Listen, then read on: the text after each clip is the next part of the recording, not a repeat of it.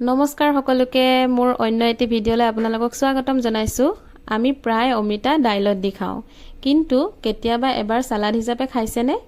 আজি ময়ো অমিতা দাইলত দি নহয় সালাড হিচাপে বনাই খাব লৈছো। সেইকাৰণে ভাবিলো আপোনালোকক দেখাওঁ, যিহেতু বহুতে নাজানে আৰু ভবামতে সকলোবোৰ যোগাৰ কৰি লৈছো। অমিতাখিনি ভালদৰে বাকলি গুচাই মিহিকৈ ৰুকি লৈছো। তাৰ পিছত অলপ জালুকৰ গুড়ি আৰু সোৱাদ অনুসৰি নিমখ দি লৈছো। আৰু আমাৰ এই সালাডৰ মেইন বস্তুটো হৈছে ৰঙা বাদামখিনি।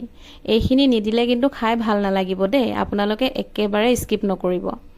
তাৰ পিছত অলপ নেমু চেপি লৈছো, যিহেতু অলপ টেঙা টেঙা হ'লেও ভাল লাগিব খাই।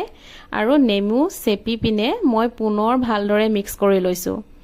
আৰু ইয়াৰ পিছত অলপ ষ্টাইলত সজাবলৈ বাবে মই প্লেটত ধুনীয়াকৈ লৈ ওপৰত ডালিম অলপ দি দিছো।